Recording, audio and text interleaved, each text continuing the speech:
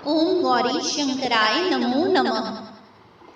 एक बार पार्वती जी ने भगवान शिव शंकर से पूछा कि ऐसा कौन सा श्रेष्ठ तथा सरल वट पूजन है जिससे मृत्युलोक के प्राणी आपका सायुज्य सहज ही प्राप्त कर लेते हैं।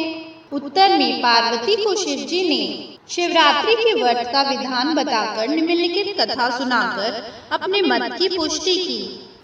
एक गांव में एक शिकारी रहता था। पशुओं की हत्या करके वह अपने कुटुंब का पालन करता था। वह एक साहूकार का ऋणी था। समय पर साहूकार का ऋण उससे न चुक सका। क्रोधवश साहूकार ने शिकारी को शिव मठ में बंदी बना लिया। संयोग से उस दिन शिवरात्रि थी। शिकारी ध्यानमग्न होकर शिव संबंधी धार्मिक बातें सुनता रहा। चतुर्दशी को उसने शिवरात्रि व्रत की कथा भी सुनी। संध्या होते ही साहूकार ने उसे अपने पास बुलाया। शिकारी अगले दिन समूचा ऋण लौटा देने के लिए वचनबद्ध होकर जेल से छूट गया। अपनी दिनचर्या की भांति वह जंगल में शिकार के लिए निकला। दिन भर कारागार में रहने के कारण वह भूख प्यास से व्याकुल था। वह जंगल में एक तालाब के किनारे बेल वृक्ष पर शिकार मारने के लिए पड़ाव बनाने लगा। बेल वृक्ष के नीचे शिवलिंग था। पड़ाव बनाते समय उसने जो टहनियां तोड़ी वे संयोग से शिवलिंग पर गिरी।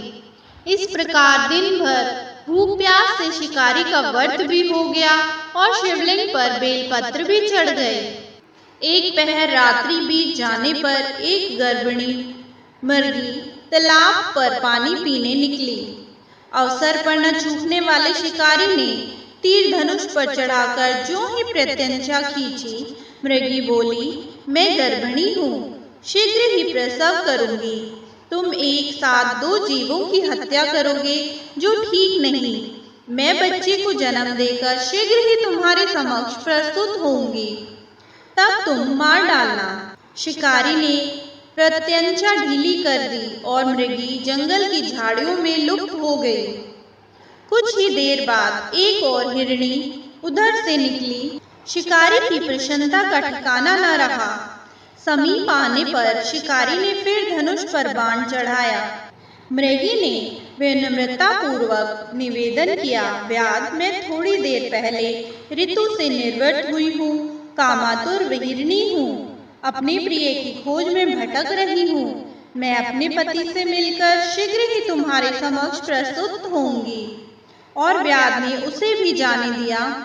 2 बार शिकार को खोकर व्याध का माथा ठनका। वह चिंता में पड़ गया। रात्रि का आखिरी पहर बीत रहा था। इतने में मृगी अपने बच्चों के साथ उधर से निकली। शिकारी के लिए तो यह स्वर्ण अवसर था। उसने धनुष पर तीर चढ़ाते देर न लगाई।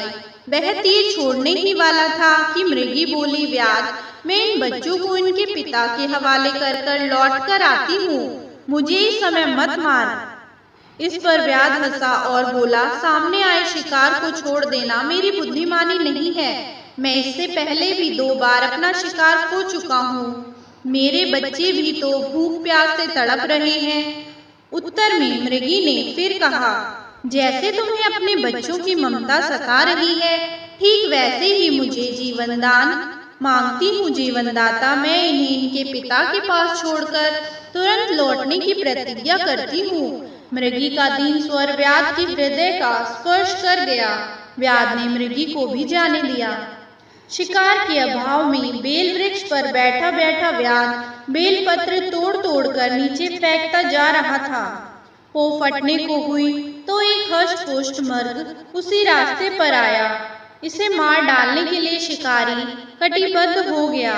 व्याध की तनी प्रत्यंचा देखकर मृग विनीत स्वर में बोला, व्याध महोदय, तुमने यदि मुझसे पूर्व आने वाली 3 मृगियों तथा छोटे छोटे बच्चों को मार डाला है तो मुझे भी मारने में विलंब न करो, ताकि मुझे उनके वियोग में एक भी क्षण दुख न सहना पड़े। मैं उनका पति हूँ। यदि तुमने उन्हें जीवन दान दिया है तो मुझे भी कुछ क्षण जीवित रहने देने की कृपा करो। मैं उनसे मिलकर तुम्हारे सामने आत्मसमर्पण करने के लिए प्रतिशुद्ध हूँ। मृग की बात सुनते ही शिकारी के सामने पूरी रात का घटना चक्र दोहरा सा गया। उसने सारी कथा मृग को सुना दी।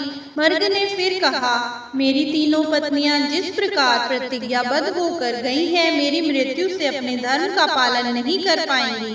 फलतः जिस प्रकार तुमने उन्हें विश्वास पात्र मानकर छोड़ा है, वैसे ही मुझे भी जाने दो। मैं उन सबके सहित तुम्हारे सामने शीघ्र ही उपस्थित होता हूँ। उपवास, रात्रि जागरण तथा शिवलिंग पर बेलपत्र चढ़ाने से व्याध का हिंसक हृदय निर्मल हो गया। उसमें भगवत शक्ति का जागरण हो गया। धनुष तथा बाण उसके हाथ में से सहज ही छूट गए। भगवान शिव की अनुकंपा से उसका हिंसक हृदय मांगलिक भावों से भर गया और अपने अतीत के कर्मों को याद करके पश्चाताप की ज्वाला में जलने लगा।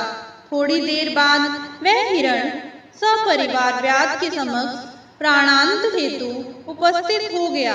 जंगली पशुओं की सत्य प्रियता, सात्विकता एवं सामूहिक प्रेम भावना को देखकर व्याध को बड़ी गिलानी हुई। उसके नेत्रों से आंसुओं की झड़ी लग गई। उस हिरण परिवार को न मारकर व्याध ने अपने कठोर हृदय को जीव हिंसा से हटाकर सदा सदा के लिए कोमल एवं दयालु कर लिया। देव समाज देवलोक से इस घटना को देख रहा था। घटना की परिणति होते ही सुरों और सुरांगनाओं ने पुष्प की वर्षा की। व्याध तथा परिवार मोक्ष को प्राप्त हुए। ओम नमः शिवाय।